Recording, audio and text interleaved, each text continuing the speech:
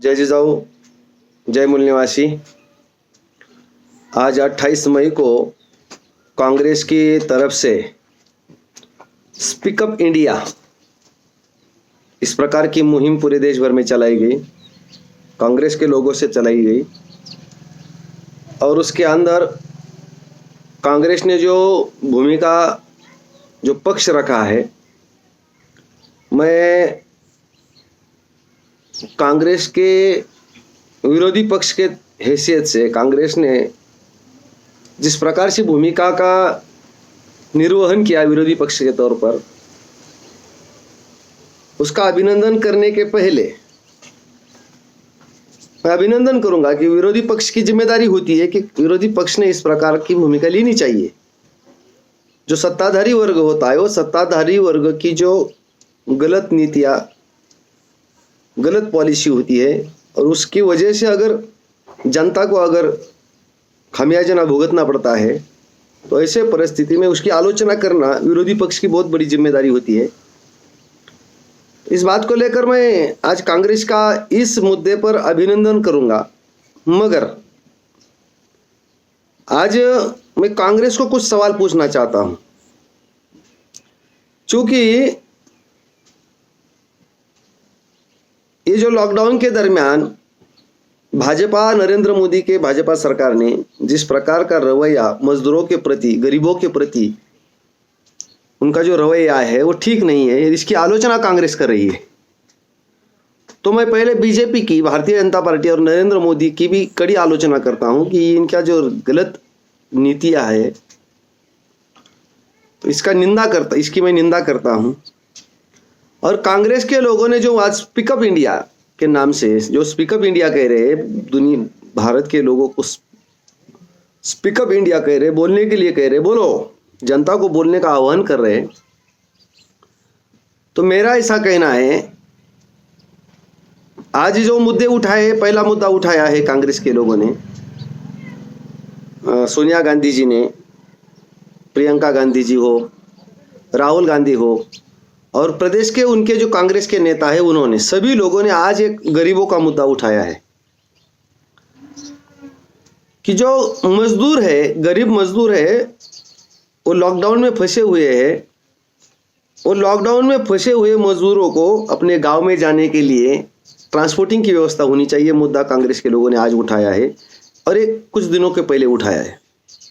मगर यह मुद्दा कांग्रेस ने, जब बहुजन क्रांति मोर्चा ने पहली बार यह मुद्दा काली पट्टी निषेध आंदोलन किया और तब जाके जब प्रेशर बना, तो उसके बाद कांग्रेस के लोगों ने मुद्दा उठाया और हम मजदूरों के लिए ट्रेन का भाड़ा देने के लिए तैयार है, ट्रांसपोर्टिंग की व्यवस्था करने के लिए तैयार है। मगर केंद्र की भाजपा सरकार हमको साथ सहयोग नहीं कर रही और इसके बीच में इस मामले को अड़ाया हुआ है। और इसके लिए स्पीकअप इंडिया के लिए आह्वान किया है कि भाई, भारतीय जनता के लोग बोले कि हम लोग तो गरीब मजदूरों के लिए मदद करने के लिए तैयार है, मगर भाजपा के लोग हमको साथ सहयोग करने के लिए तैयार नहीं है। तो ये आवाज़ कांग्रेस के लोगों ने उठाई है। चूंकि ये आवाज़ बहुत देर उठाई है, शुरू में उठानी चाहिए, फिर भी उठाई है। तो कांग्रेस के लोग, जब लोगों का प्रेशर बनता है तो उस हिसाब से काम करती है। समाज जब बोलता है तब बोलती है। दूसरी बात, कांग्रेस की मजदूरों के मुद्दे को लेकर, हम मजदूरों के पक्ष में हैं, यह मुद्दा उठाया है कांग्रेस के लोगों ने।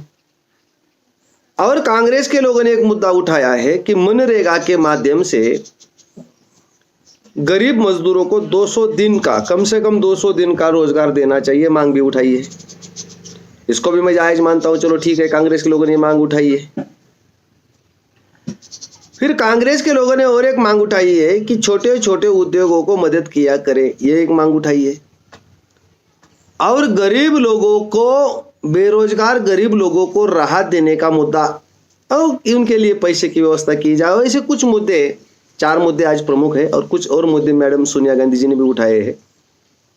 और मैडम सोनिया गांधी जी ये भी कह रही है, आज उनके स्पीकअप इंडिया में उन्होंने कहा कि पैसे की कमी नहीं है, पैसे है, ऐसा भी वो कह रही है। तो मेरा ऐसा कहना, इस मुद्दे पर मैं कांग्रेस के लोगों को एक सवाल पूछना चाहता हूं 1950 से 2020 तक अगर हम कैलकुलेट करें तो इंदिरा गांधी जी ने गरीबी हटाओ का नारा दिया था, गरीबी हटाएंगे हम, गरीबी हटाएंगे। तो मेरा सवाल ही यही है, आप गरीब के मजदूर के पक्ष में खड़े हो रहे हो, मगर गरीब मजदूर लोग इस देश में गरीबी और मजदूरी क्यों पैदा हुई, गरीबी क्यों पैदा हुई, इसका जवाब तो कांग्रेस को देना पड़ेगा। मेरा सवाल तो ये आपको है, क्योंकि गरीब जब बीजेपी नहीं थी तब भी गरीब थे और तब आपकी सरकार थी।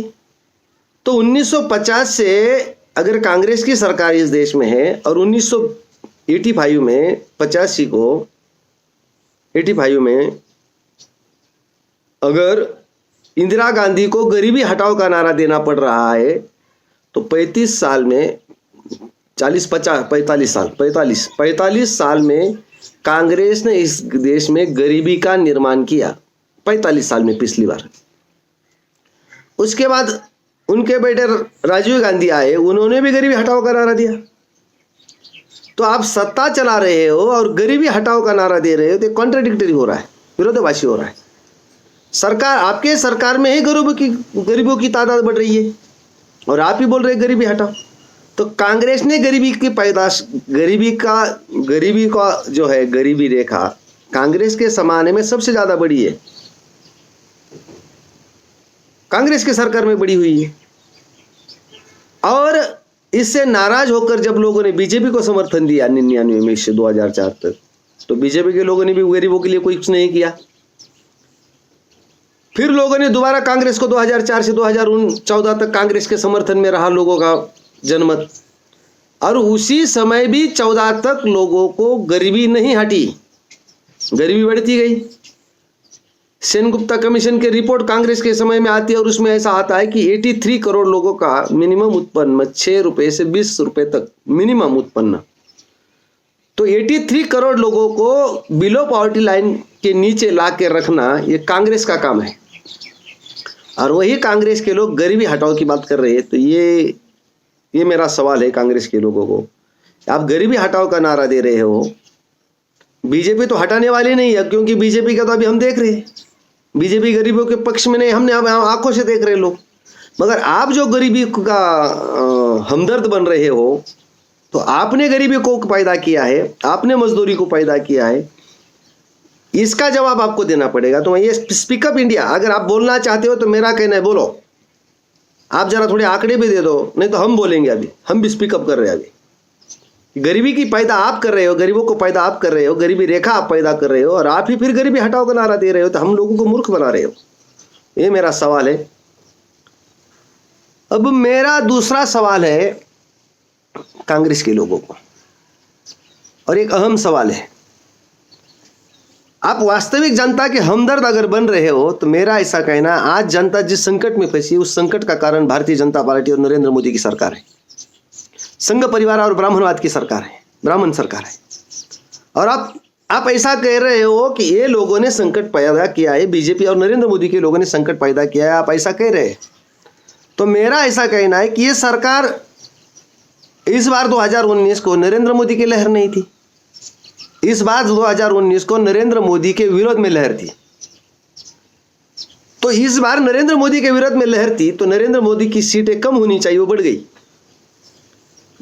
282 सीटें उनको पिछली 2014 में आई थी, और उसमें रिजाइन हो के 271 के आसपास बीजेपी की वर्तमान उस समय की सीटें थी। 2019 के चुनाव में पहले 270 के आसपास सीटें थी, और भाजपा के विरोध में नरेंद्र मोदी के खिलाफ लहर थी, नरेंद्र मोदी के समर्थन में लहर नहीं थी, नरेंद्र मोदी के विरोध में लहर थी। और ऐसे परिस्थिति में नरेंद्र मोदी की सीटें घटनी चाहिए थी, और ऐसी अनुमान लगाया जा रहा था। देश भर में 400 जगह 1 to 1 फाइट हो रही थी, और 31% वाली बीजेपी, पिछली बार 31% वोट बीजेपी को आए थे, और उसके खिलाफ माहौल बनने की वजह उसका परसेंटेज भी घटने वाला था। तो ऐसे परिस्थिति में नरेंद्र मोदी ने 302 सीट नरेंद्र मोदी की आई, और उसका वास्तविक कारण है इलेक्ट्रॉनिक वोटिंग मशीन में गड़बड़ करके भारतीय जनता पार्टी ने सत्ता हाथी आई। और ये जो गड़बड़ी धांधली करके भारतीय जनता पार्टी सत्ता पर आई और लोगों के सर पर बैठी हुई है, और आप ये भारतीय जनता को नहीं बता रहे हो कि ये चोरी करके सत्ता पर आए, ये बात आप कांग्रेस के लोग क्यों नहीं बता रहे हो? अगर वास्तविक आज जो संकट पैदा हुआ है, वो संकट पैदा होने का कारण भारतीय जनता पार्टी है, मगर यही भारतीय जनता पार्टी ईवीएम के माध्यम से सत्ता पर आई है, ये बात आप भारतीय जनता को क्यों नहीं बता रहे? अगर यही बात आप अगर बताएंगे तो लोग फिर सोचेंगे कि ये संकट क्यों पैदा हुआ है।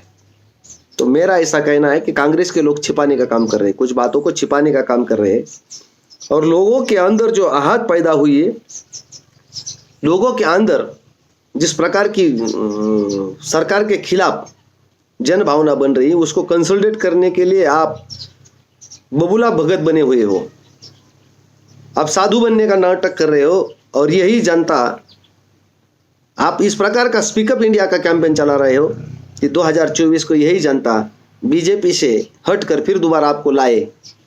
तो इस प्रकार का जो कांग्रेस का काम चल रहा है, तो कांग्रेस अगर वास्तविक स्पीकअप इंडिया करना चाहती है तो मैं कांग्रेस के लोगों को सवाल पूछना चाहता हूँ, वास्तविक अगर आपको स्पीकअप इंडिया करना है तो आप ईवीएम मशीन के खिलाफ बोलो, क्योंकि ईवीएम मशीन को बचाने का काम आप बार बार कर रहे हो। तो ईवीएम मशीन के खिलाफ बोलो कि ईवीएम मशीन में गड़बड़ी करके, धांधली करके बीजेपी सरकार आई है, ये भारतीय जनता को पता कर दो, लोगों को पता करो कि लोगों के संकट का कारण, लोगों का दुखों का कारण, लोगों का आज जो संकट पैदा हुआ है उसका वास्तविक कारण अगर बीजेपी है तो बीजेपी सत्ता में आई ईवीएम मशीन से आई है।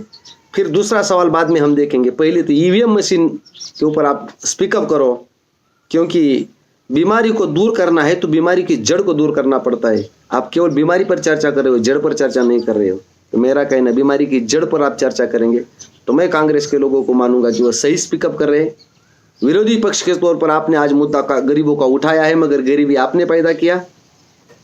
विरोधी पक्ष के तौर पर अगर बीजेपी को आप टारगेट कर रही हो तो वही बीजेपी ईवीएम मशीन में फ्रॉड करके चुन कर आई है, ईवीएम मशीन में गड़बड़ी करके फ्रॉड करके चुन कर आई है, भ्रष्टाचार करके चुन कर आई है, और आप कुछ नहीं बोल रहे हो। तो इसके पीछे आप क्यों नहीं बोल रहे हो? तो इसका भी स्पीकअप इंडिया में आप जवाब दो। ये सवाल मैं आपको पूछता हूँ। मैं बाला साहब मिसाल पाटिल, नेशनल सेक्रेटरी बहुजन मुक्ति पार्टी और महाराष्ट्र प्रदेशाध्यक्ष बहुजन मुक्ति पार्टी, और मैं चाहता हूँ कि कांग्रेस के लोग इसका जवाब दें। और यही सवाल अभी बीजेपी के लोग पूछेंगे, मुझे पता है। तो बीजेपी के लोगों को क्या सवाल पूछना, मैं बाद में उसका जवाब दूंगा।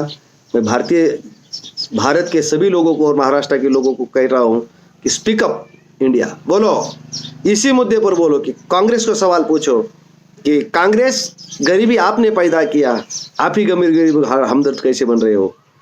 ईवीएम मशीन में गड़बड़ी करके बीजेपी आई, आप क्यों नहीं बोल रहे हो? ये सवाल स्पीकअप इंडिया से होना चाहिए, और मेरा ये सवाल कांग्रेस को है। तो यही सवाल भारत की जनता पूछेगी, ऐसी आशा करता हूँ, और ये वीडियो ज़्यादा से ज़्यादा लोगों के पास जाए ऐसी अपेक्षा करता हूँ। धन्यवाद। जय जिजाऊ, जय शिवराय, जय भीम, जय मूल निवासी, जय भारत।